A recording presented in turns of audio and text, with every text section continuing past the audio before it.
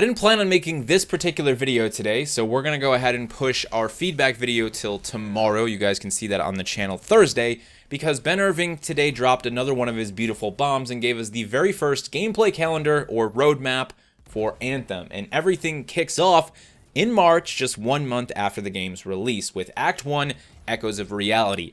They appear to already have 2 other acts set up. Act 2, which looks like it could be Scar-themed. Act 3, which could have ties to Helena Tarsis and the Legion of Dawn. No idea how far away those are from Act 1. They could be months, many months. I'd like to think that they wouldn't have a full 3 acts laid out if it was already over the course of a full year. I think it would be kind of crazy to plan that far ahead and not really consider what the community wants.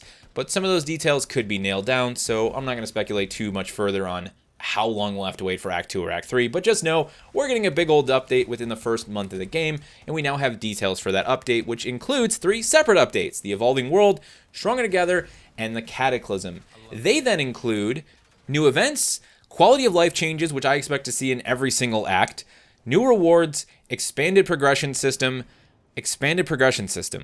Well, just what are they expanding? I didn't expect to see that sort of a terminology in an update for a game like 1 month after release. Does that mean that they're going to be adding new pilot skills, new pilot abilities?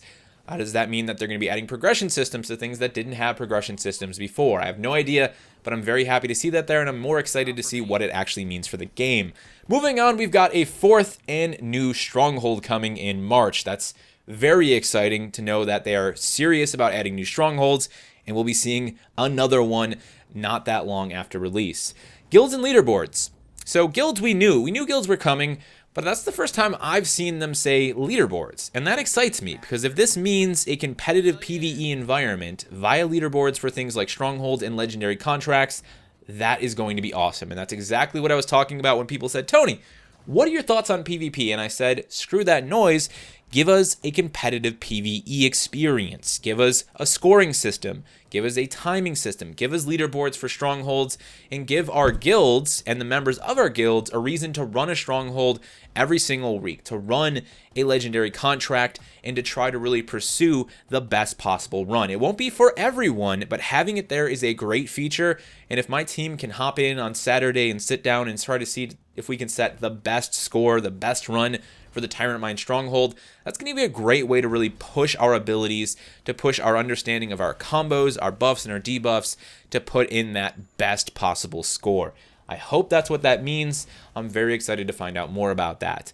We're also going to be seeing new missions and the Cataclysm. So Cataclysms were talked about a bit more today. I didn't want to talk about them just yet, and as it turns out, I was right to wait, because now is the perfect time to talk about Cataclysms. They've essentially redefined what a cataclysm is and what it can include. So when we talk about Shaper Storms and whether or not a Shaper Storm is a cataclysm, we now know that it is not a cataclysm, and Shaper Storms are one thing that can exist alongside of many other things under a cataclysm. So cataclysms, as I see them, are their way of introducing live events into the world. We saw an example of this, a tease of this, with that firestorm during the open demo this past weekend. They used it to create this cool storm. We saw some meteors falling from the sky. The weather got kind of gnarly, not that gnarly, but a little gnarly, and ancient ash titans started to spawn. It was cool. It was simple. It was straightforward. It wasn't really extravagant, but having a new enemy type to fight, like the ancient ash titan, which is a really great single target fight, by the way, was a lot of fun. So if that means we can see a lot more things and a lot more diversity and a lot more scale and destruction from a cataclysm event, that's going to open up, obviously, a lot of opportunities for them to do really cool things with their live events. If that means we will, at one point, actually see a Shaper Storm, at least somewhat akin to what we saw in the E3 demo, that would be really cool. But I got to be honest, I'm not so sure about that. I'm really curious to see if they can ever deliver that same vision for a Shaper Storm. The idea of flying into a storm to see what's on the other side. And we've got lore for it now, so I feel like it'd be silly not to try and execute on that.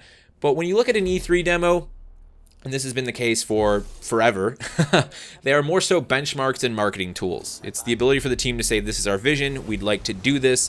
You know, how closely can we match that vision? And I think BioWare's done a really good job for the most part, but I feel like Shaper Storms have to be something very difficult from a technical standpoint and from a creative standpoint.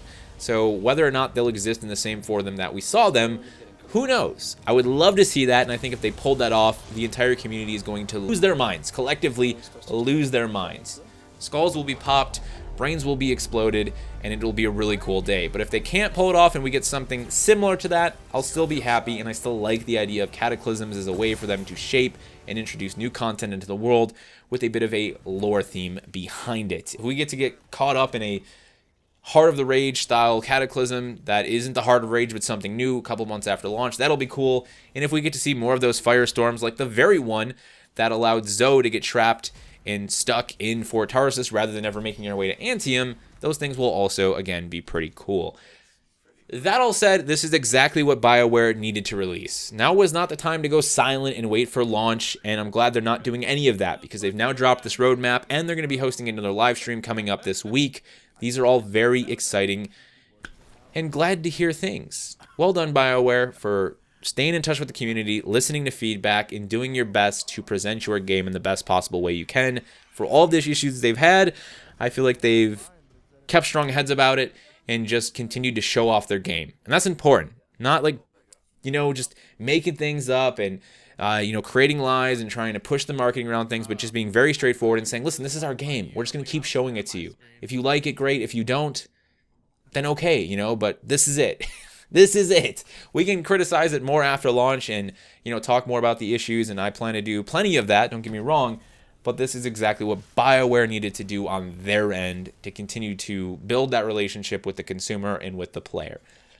Please feel free to leave all of your thoughts, questions, comments down in the comment section below. That's what it is there for, of course. Be decent to one another when you do it. Thank you so much for watching, and I will see you in the next one.